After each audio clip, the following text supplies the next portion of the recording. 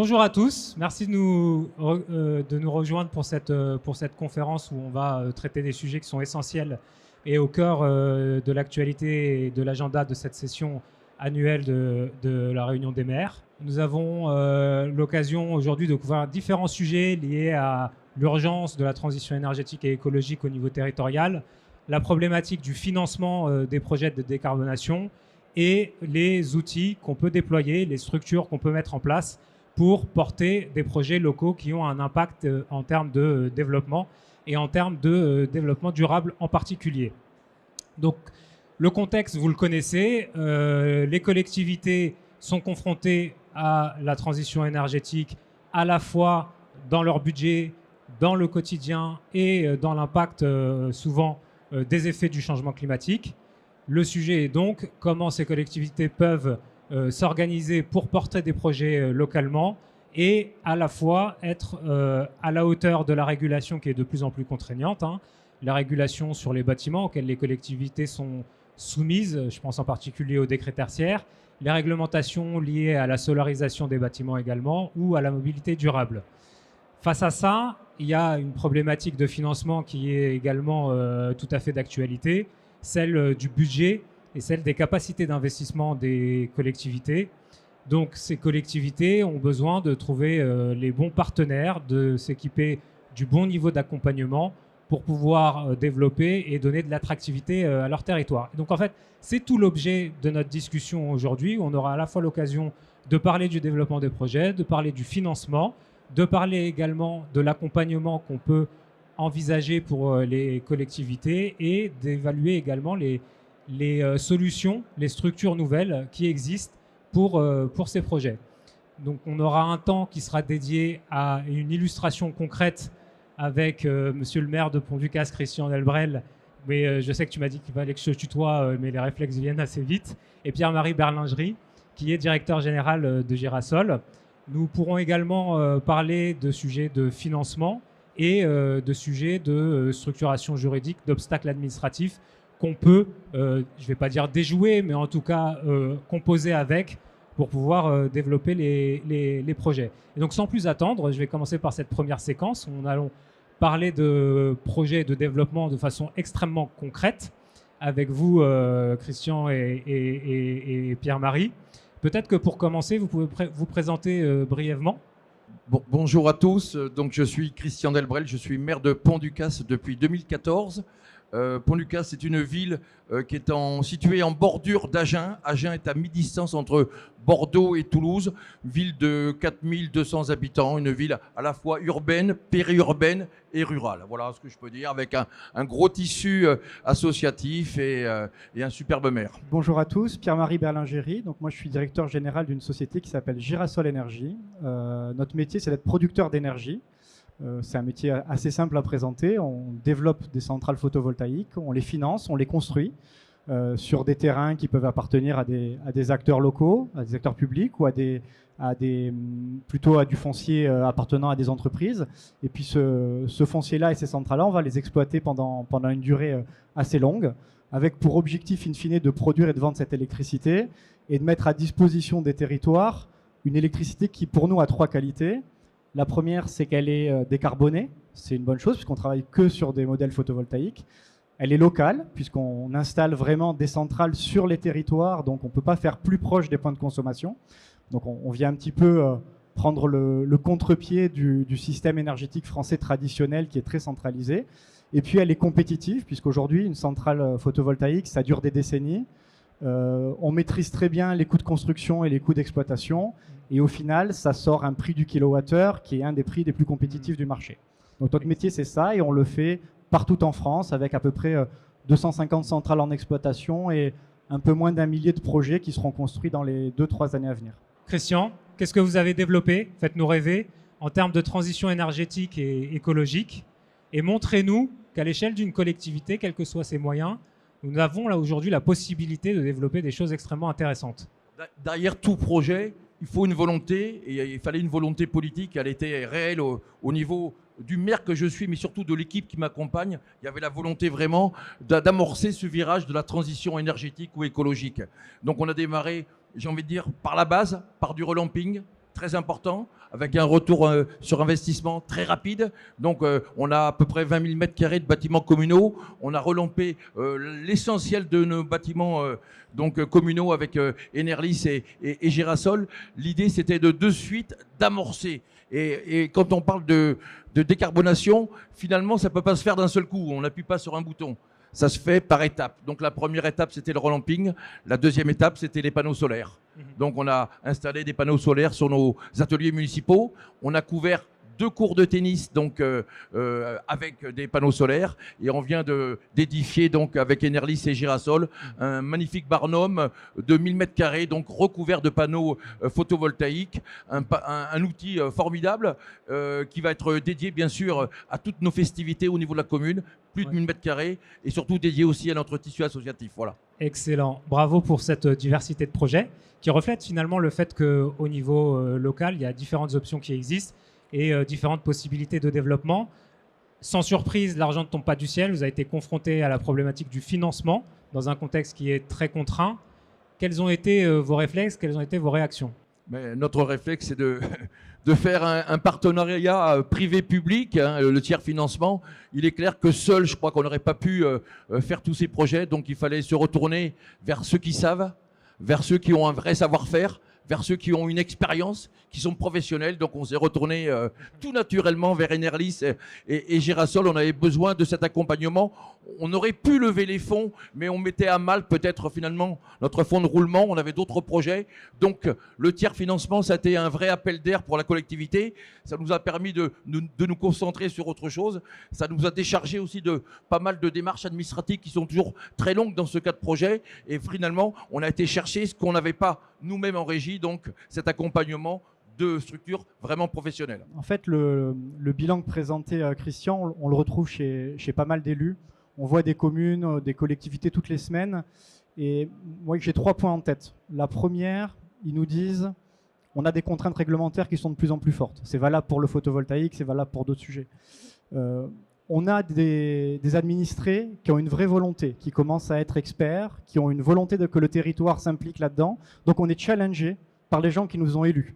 Donc ça, c'est important. Et de l'autre côté, eh bien, ça coûte de l'argent. En tout cas, pour l'illustrer sur le solaire, qui est quand même un point important de ce qu'a développé Pont Ducasse il y a maintenant quelques mois, c'est de suite des centaines de milliers d'euros qui sont à déployer pour des opérations qui ne sont pas des opérations immenses. On parle de quelques milliers de mètres carrés. Donc c'est des choses qui peuvent être le vécu de beaucoup de collectivités. Et face à ça, il n'y a pas de miracle. Donc c'est un arbitrage permanent de ce que l'on peut faire avec les fonds de la collectivité et de ce qu'on doit chercher en externe. Et sur des opérations aussi lourdes que des constructions d'ouvrages, que de la rénovation de bâtiments, du désamiantage, le solaire, en tiers investissement, offre véritablement un levier fort pour ne pas consommer la trésorerie dont ont à disposition les élus. C'est extrêmement important. Et le deuxième point, il est plutôt tourné vers les freins qu'on pourrait avoir au tiers investissement et qu'on n'a plus.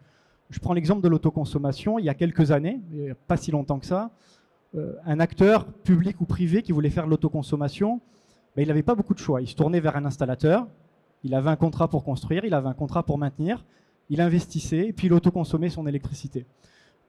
Ça, c'est on va dire le modèle des années 2010. Aujourd'hui, ça s'est extrêmement libéralisé et le tiers financement, le tiers investissement permet de répondre à 100% des besoins que peuvent avoir les élus, les collectivités, également les acteurs privés au niveau du photovoltaïque. Vous voulez faire de l'autoconsommation individuelle, de l'autoconsommation collective, qui est un marché qui est en pleine explosion.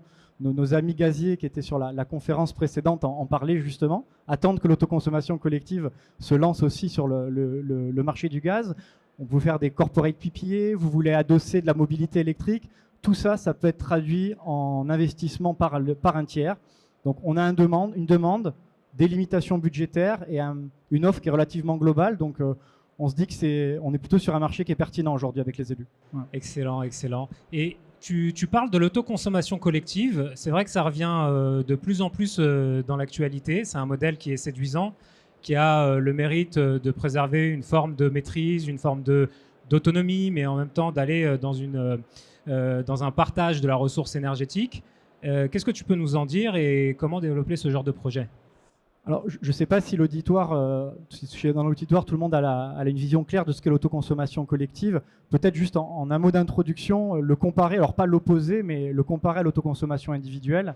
L'autoconsommation individuelle, c'est simple, on est sur un site, on a des besoins de consommation, on construit une centrale et puis on autoconsomme et on efface, du coup on fait des économies sur sa facture d'électricité. Ça c'est bien, mais il faut deux conditions. Il faut être un consommateur important, significatif, c'est le b.a.-ba, mais il faut aussi avoir un foncier qui est pertinent pour faire de l'autoconsommation.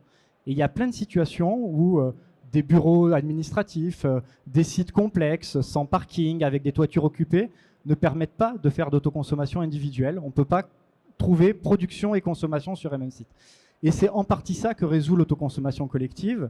C'est créer sur une maille qui reste très territoriale, puisqu'on parle d'opérations qui gravitent autour de quelques kilomètres ou quelques dizaines de kilomètres au maximum, de pouvoir créer des synergies entre des outils de production d'électricité existants ou en devenir et des consommateurs en demande.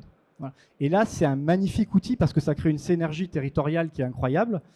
On peut embarquer des administrés, on peut embarquer des commerces, on peut embarquer des consommations directement des élus et faire ça sur du foncier public ou privé dans une sphère extrêmement agile. Voilà. Donc c'est un modèle qui a été très compliqué pendant pas mal d'années, puisqu'il faut remercier les gens qui ont défriché cet outil-là, qui était un outil qui a stagné pendant quelques années parce que les banques n'étaient pas prêtes à financer ces projets, parce que le cadre réglementaire était encore un peu imprécis, des fois un petit peu trop étriqué, parce qu'on ne pouvait pas s'adosser à des tarifs d'électricité, de revente d'électricité.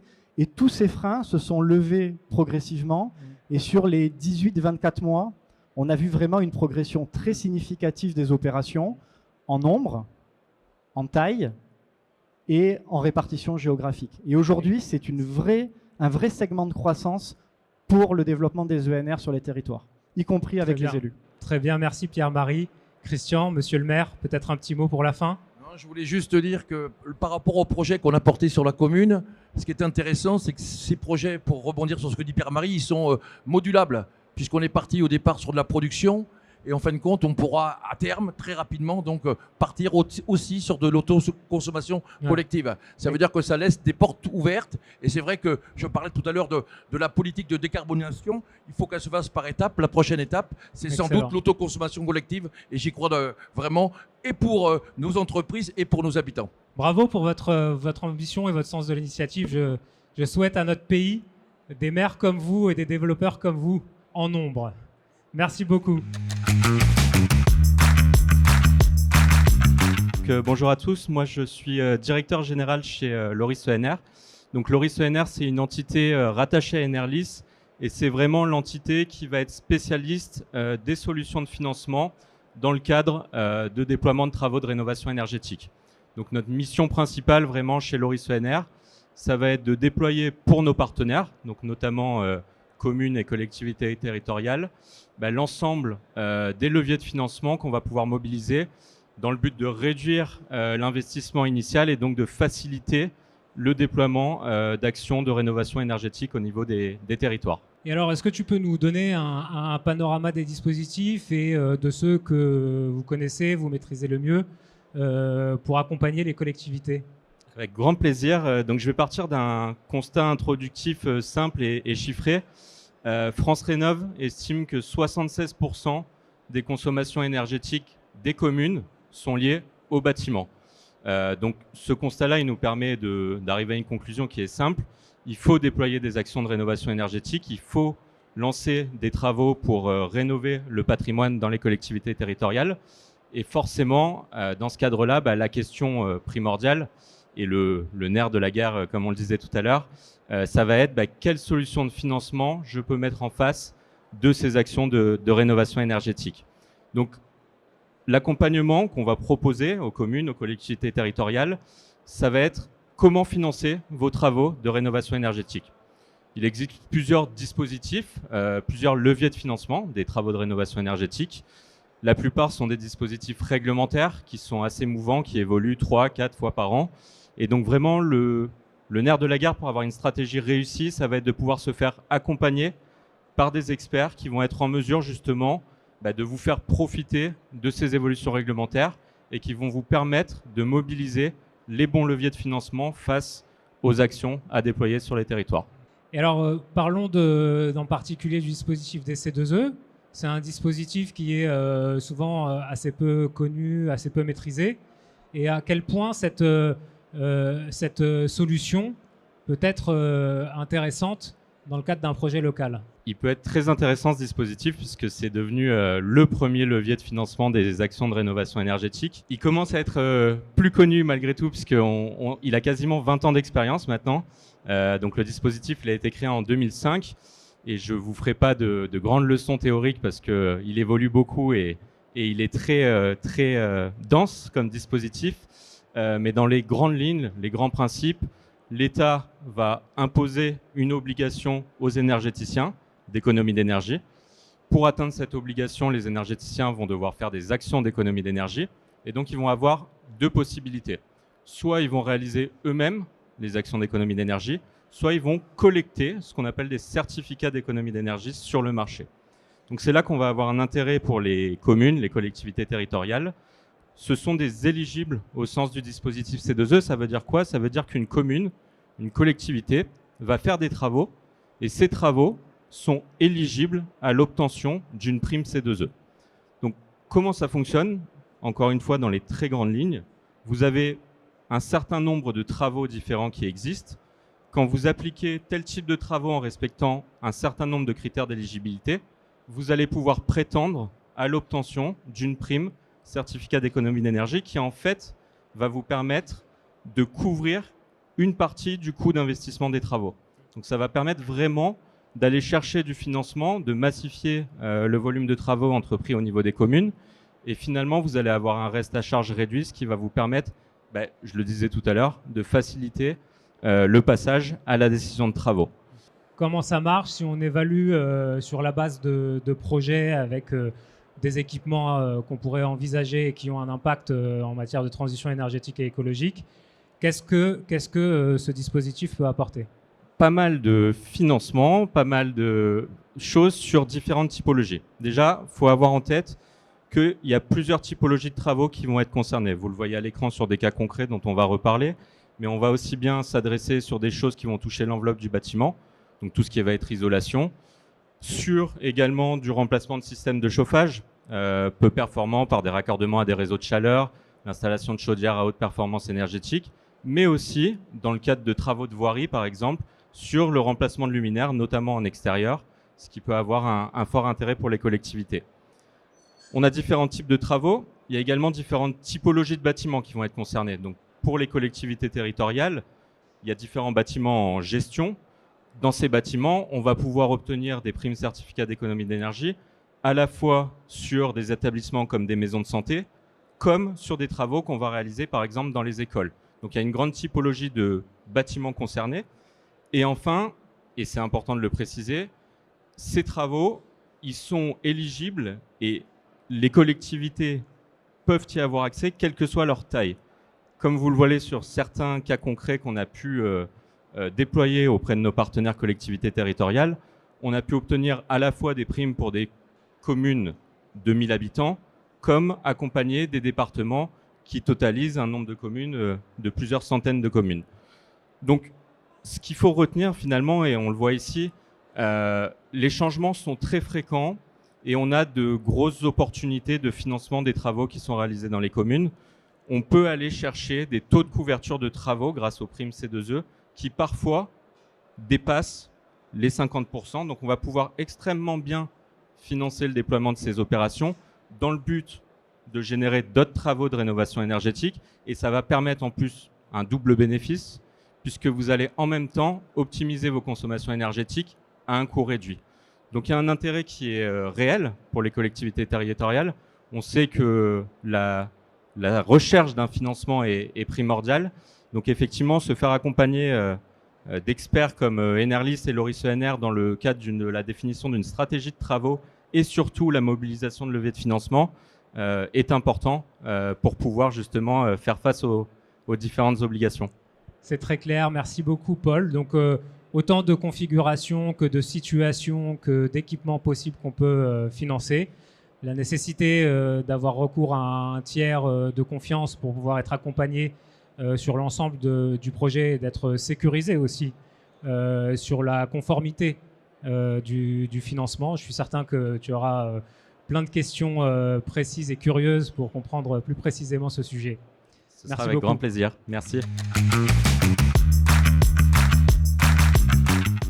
On continue de s'aventurer dans le chemin du développement de projets en allant cette fois un peu plus concrètement sur les modèles de développement, sur la réglementation et les manières de prendre en considération ces réglementations pour les utiliser de la manière la plus efficace qui soit. Et donc, Sylvie qui est en pleine discussion, je souhaiterais qu'elle me rejoigne. Et Aurélie également, tu es la bienvenue. Ravie d'être là et merci pour la présentation de Loris et Nerlis parce que ça me permettra de rebondir sur l'expérience que j'en ai également à double titre en qualité d'avocate qui travaille dans le domaine de la transition énergétique et qui accompagne également des collectivités territoriales et de présidente d'une association qui s'appelle la Plateforme Verte. Voilà. Et donc je vous laisse, Aurélie, je te laisserai te présenter et je vous laisse donc poursuivre la conférence par ce dialogue. J'ai remarqué qu'on utilise beaucoup le mot concrètement, donc on va le faire avec pragmatisme. Et concrètement, donc moi je suis Aurélie Godillère, cofondatrice et présidente d'Enerlis, Girasol et Loris ENR. Donc Enerlis est un opérateur global de la transition énergétique, spécialiste de la décarbonation des bâtiments. Elle est la mère de Loris ENR et Girasol notamment. Qu'est-ce que ça veut dire opérateur global de la transition énergétique ? En gros, on fait des audits. On préconise des travaux qu'on réalise ou fait réaliser, on les finance tout ou partie et surtout, on s'engage sur le résultat. Les deux objectifs, c'est de faire baisser votre facture énergétique et de diminuer votre impact environnemental. Donc, on a l'habitude de travailler avec les collectivités et on se rend compte finalement que vous êtes quand même parfois un peu perdu dans toute cette réglementation et qu'il y a un problème de mise en exécution. C'est pour ça qu'on voulait ce dialogue avec Sylvie, pour demander à Sylvie, concrètement, Sylvie, on sait qu'il y a de nombreuses phases dans un projet de rénovation. Il y a différents appels d'offres, que ce soit un appel d'offres pour les études, pour l'AMO, pour les travaux, puis pour l'exploitation. Alors ces étapes, elles sont très chronophages, coûteuses, elles requièrent de nombreuses compétences et sans parfois garantir un quelconque engagement ou de performance parfois, parce que vis-à-vis de la collectivité. Donc, qu'est-ce que tu peux nous dire sur quelles sont les solutions et quels outils, juridico-financiers existent pour accélérer la transition énergétique des communes ? Comment ils peuvent faire ? Oui, alors c'est vrai que c'est une question importante parce que ceux qui sont parmi vous dans les communes le savent, on a des contraintes réglementaires de plus en plus importantes. On vous dit il faut décarboner, il faut avancer, mais on vous donne pas totalement les outils ni la vision globale. Donc vous savez seulement que à un moment donné, si vous n'allez pas assez vite, il y aura des conséquences et la difficulté, c'est cette variété de solutions. Alors, il y a une variété, d'abord pourquoi ? Parce qu'un projet d'énergie, de transition énergétique, ça veut dire quoi ? Si on pense en termes de juristes ou de techniciens, c'est de la construction, il faut pouvoir construire, il faut connaître la réglementation, il faut pouvoir faire un design de la centrale. Tout à l'heure, vous en parliez, toutes les surfaces ne sont pas adaptées pour ça. Il faut comprendre les questions d'assurance. Il faut aussi savoir comment on va financer ça, quelles sont les contraintes des collectivités territoriales pour le faire, les outils et la durée d'engagement. Il faut également pouvoir savoir finalement quel type de contrat on conclut. Est-ce qu'on est dans le public, dans le privé, etc. Donc vous avez une variété de sujets. Vous pouvez finalement avoir 10 avocats autour d'un sujet comme ça pour vous faire comprendre la problématique. Et pareil sur l'aspect technique. Après, vous avez des boîtes à outils variées. On va vous parler d'autoconsommation individuelle, collective, de vente d'achat direct. Vous avez des tarifs de soutien. Vous avez des primes spécifiques. Vous avez des C2E. Donc, la boîte à outils est multiple. Ce qui est difficile, c'est cette variété. C'est cette maturité déjà qui commence dans le marché. Et c'est également le fait d'avoir à la fois des contraintes pour avancer et des outils qui viennent faciliter que tout le monde ne connaît pas. Donc, comment faire finalement les collectivités ou les individus qui vont acheter ce genre de projet ne sauront pas toujours comparer les offres. Et ça, c'est la plus grande difficulté. Une des plus grandes difficultés, c'est quelle offre on me propose, est-ce qu'elle sera la plus adaptée? Et évidemment, comme dans toute activité, quelqu'un va vous proposer ce qu'il sait faire et pas nécessairement ce dont vous avez besoin. Donc, pour avoir quelqu'un qui vous propose ce dont vous avez besoin, la première brique, c'est d'avoir un consolidateur. Un consolidateur, c'est un professionnel qui est en mesure de vous apporter une série de palettes la plus large possible pour vos besoins, qui comprend déjà les besoins et les contraintes des collectivités, et ensuite qui est en mesure de dire « Ah mais là, oui, on voulait vous proposer un projet d'ACC, mais ce n'est pas adapté. On va plutôt faire autre chose avec une petite centrale au sol dans le S24. » Je vous donne des termes techniques, peu importe. C'est simplement pour vous dire aujourd'hui un consolidateur est important parce que c'est quelqu'un qui pourra réfléchir avec vous, qui aura une expérience et qui pourra apporter quelque chose de global. Premier élément essentiel. Et le deuxième élément, tu l'as mentionné aussi Aurélie, c'est la garantie. Qu'est-ce qu'on vous garantit ? Est-ce qu'on vous garantit qu'il y aura un chantier chez vous qui ne sera jamais fini ? Est-ce qu'on vous garantit qu'il y a quelque chose qui fonctionne ou pas ? Et donc, quelle garantie vous allez avoir, dans quel délai, pour quel bénéfice ? Donc, il y a évidemment coût-bénéfice, c'est important, mais quelle garantie ? Donc, en effet, moi, ma question à Enerlis, dans ce cas-là, c'est de savoir, est-ce que vous apportez des garanties ? Nous, on ne voit pas les choses autrement maintenant, justement, parce que je pense que tout le monde sait que quand l'AMO définit, vous allez avoir un audit énergétique, il vous dit que vous allez faire tant d'économies d'énergie, puis quand vous faites les travaux, il va vous dire « Ah mais non, c'était pas possible de faire autant d'économies d'énergie finalement ». Puis après, quand vous passez à l'exploitant, il vous dit bah, « Celui qui a fait les travaux, il les a mal faits, et puis de toute façon, celui qui avait fait l'audit, il vous a dit n'importe quoi ». Puis in fine, vous avez une dégradation comme ça de ce que vous attendiez, parce qu'il n'y avait pas d'engagement. Donc nous, c'est vraiment ce qu'on préconise. Alors évidemment, on sait tout faire indépendamment des uns des autres, mais on pousse vraiment cette offre où on consolide et on est cet opérateur global qui va s'engager sur le résultat. Alors sur un engagement de performance, soit d'économie d'énergie, soit de production si c'est en solaire, mais c'est vraiment en ça qu'on essaye d'être malheureusement innovant, même si l'engagement, je ne pense pas que ce soit quelque chose d'innovant, mais en tout cas, on essaie. C'est en ça qu'on a différentes propositions de financement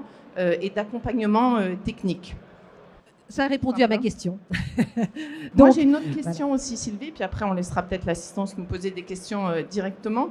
Mais au cours de la conférence, donc, on a entendu Pierre-Marie qui nous parlait d'autoconsommation collective à déployer dans les collectivités. Et je voulais que tu nous expliques un peu s'il y avait d'autres alternatives, en fait, qui permettent aux mairies de valoriser leur patrimoine sans pour autant mobiliser leur budget d'investissement. Alors, de plus en plus, oui.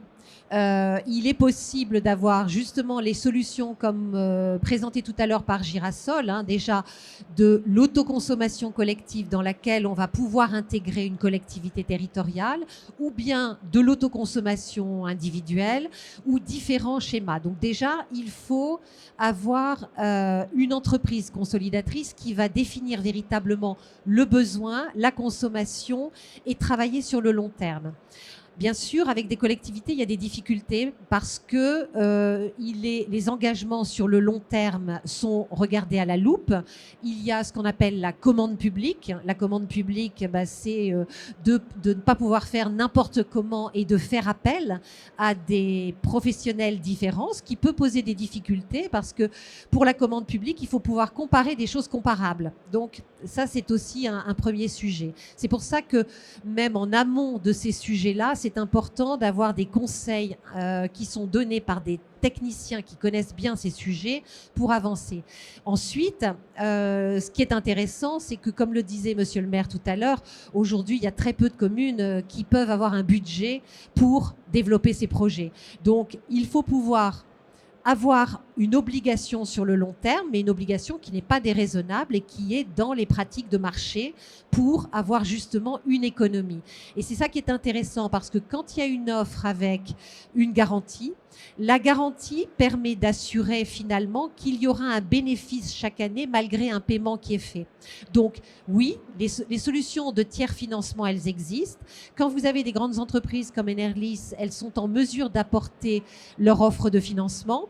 Les offres de financement, ça peut venir de la dette projet. On en parlait tout à l'heure avec Girasol qui propose un certain nombre de services et fait de la dette projet.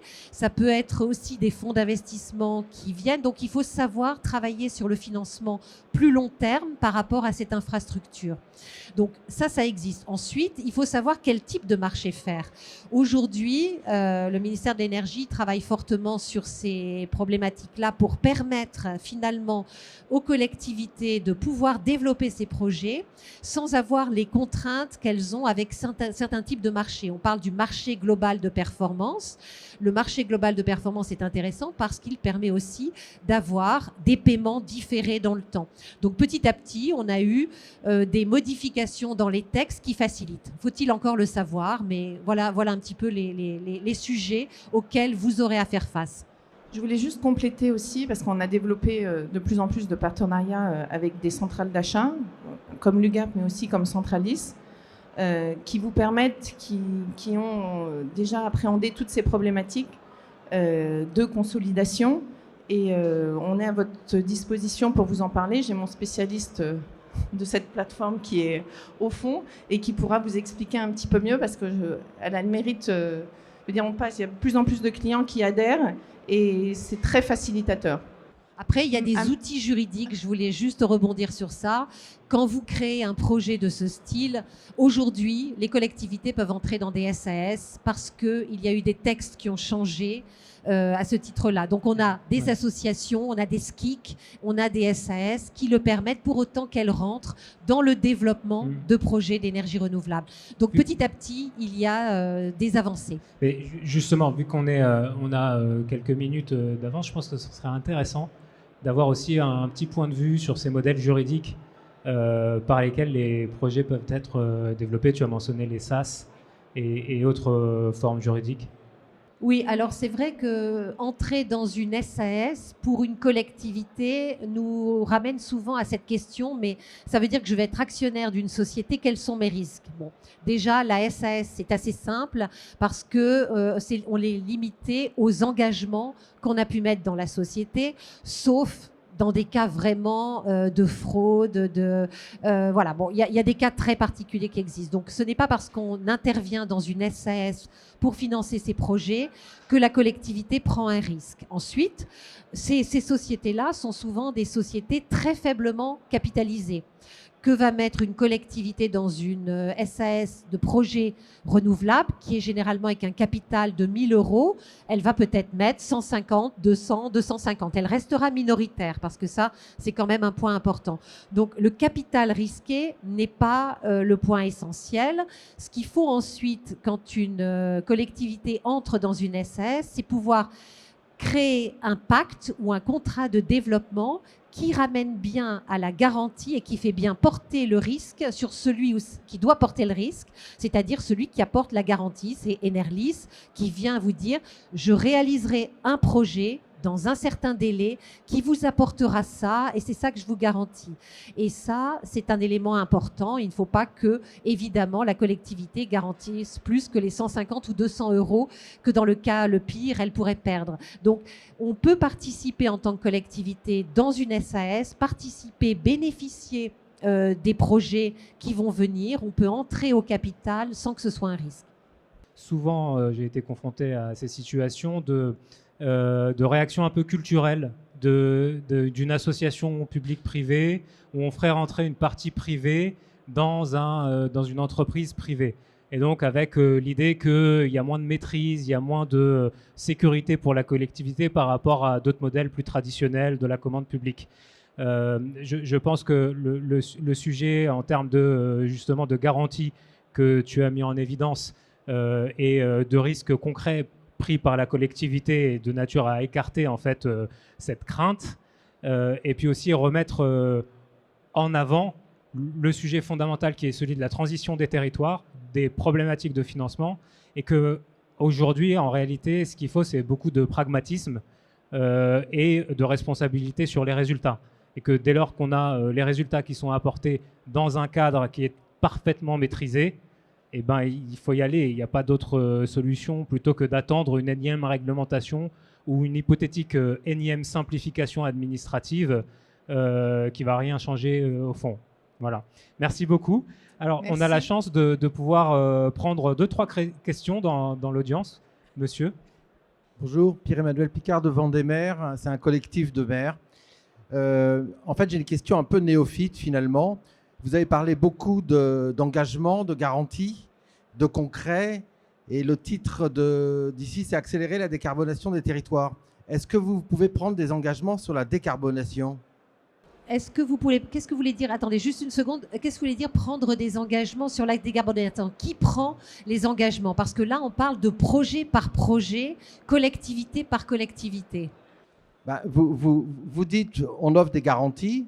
Donc, pour un projet, pour une collectivité ou un particulier, choisissez celui qui vous va. Et est-ce que pour ce projet, vous savez offrir une garantie concernant la décarbonation? Je vais décarboner de temps, puisqu'on est dans la transition écologique et que votre objectif, Oui. c'est de décarboner. Alors, je vais laisser la parole à ma voisine parce que moi, je sais voir un contrat qui a une garantie par rapport à un contrat qui n'en a pas.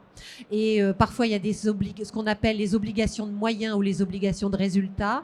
Donc, si le contrat a une obligation de résultat où votre partenaire s'engage, comme je le disais tout à l'heure, à réaliser dans un délai et apporter un certain minimum d'économie, ça sera une garantie qui peut tenir la route juridiquement. Ensuite, est-ce que techniquement c'est possible ? Tout va dépendre de votre situation initiale. Donc, on va de toute façon auditer, vous présenter une situation initiale avec un engagement et on va mesurer, quand vous parlez de décarbonation, ça va être soit des économies d'énergie, soit une production d'ENR qui va vous permettre de décarboner, diminuer vos émissions de gaz à effet de serre, si c'est ça votre question. Donc oui, on va pouvoir mesurer et s'engager sur une diminution. Peut-être qu'en comparant des modèles, certains modèles, il y a quelques années et même maintenant, dans les modèles de performance énergétique, en général, il y a un coût d'investissement qu'on vous fait payer, même si vous n'avez pas une décarbonation ou même si vous n'avez pas une économie. Pourquoi ? Parce que vous avez un professionnel avec une banque derrière qui va payer 500 000 € pour vous développer un actif et il a besoin de rembourser sa banque pour ces 500 000 €. Donc, il va vous demander un minimum. Ce qui est intéressant dans ce que je vois sur l'offre de Enerlys en performance énergétique, c'est qu'Enerlys a réussi à mettre en place avec des partenaires financiers une offre qui va permettre de gagner à l'euro. Si vous gagnez 1 €, il y aura 50 centimes pour chacun. Si vous ne gagnez rien, tout l'investissement qui aura été fait sera à perte pour Enerlys et vous aurez rien à payer. Donc au pire, vous aurez perdu du temps. Là, c'est un différent équilibre. Et pourquoi je pense que c'est permis pour une société comme Enerlys d'entrer dans ça? C'est une question d'expertise, de maturation du marché, de compréhension. Mais l'analyse de la garantie est essentielle dès l'origine. Oui, bonjour, Nicolas Bourg, Réseau Énergie Terre et Mer. Ma question est relative en fait au résultat qui a été présenté hier sur les ADER, où on a vu qu'il y a à peu près 40% des maires qui ont proposé des solutions d'énergie thermique renouvelable, dont la géothermie de surface. Celle-là aujourd'hui a une difficulté, c'est qu'effectivement il n'y a qu'une école de foreurs en France, dans le sud de la France, alors que le gisement est d'à peu près 100 TWh, qu'on a développé qu'1 TWh. Par contre, si les maires font une approche collective, donc de commande publique par exemple, de plaques géothermiques de 50, 100 ou 150 trous, et qu'après les gens se connectent comme un réseau de fibres avec leur pompe à chaleur, on pourrait développer ce rôle d'accélérateur. Donc ma question c'est, est-ce que Enerlys, à partir de l'ORIS avec le calcul des C2E, qui n'a pas d'acteur de la géothermie identifié actuellement, vous regardez cette piste-là qui me semble un gisement très important et sur lequel il y a un retard et sur lequel se plaignent en fait les fabricants de pompes à chaleur parce que l'aval n'est pas géré, il est artisanal et il faut rendre industriel et collectif. Alors, je vais passer la parole au DG de l'ORIS ENR, parce que j'imagine qu'on a déjà regardé ce sujet. Mais je ne vais pas vous dire n'importe quoi, je vais vous passer le sachant. C'est tout à fait des sujets en fait qu'on peut porter directement auprès notamment de la DGEC, la Direction Générale de l'Énergie et du Climat. Le dispositif, donc comme je vous le disais tout à l'heure, il y a des choses qui existent. Maintenant, il évolue 3-4 fois par an. Ces évolutions, elles sont portées par des groupes de travail, donc des groupes de travail qui sont co-organisés par la DGEC et l'Association des professionnels de la transition énergétique, où le ministère est preneur justement de retour d'expérience de fabricants, de distributeurs. Et en tant qu'expert du dispositif, on fait partie de ces groupes de travail. On peut convier justement les différentes parties prenantes pour soumettre l'avis des parties prenantes sur le terrain, discuter de la création notamment de nouvelles fiches, ce qui nous permettrait de porter de nouvelles solutions de financement via les C2E. Et typiquement, ce que vous évoquez, c'est un projet qui intéresserait, qui peut donner lieu justement à un groupe de travail qui va réunir les différents experts, aboutir à la création d'une fiche qui fera que les opérations pourront être financées. Donc tout à fait. Merci beaucoup, merci pour votre attention et votre présence.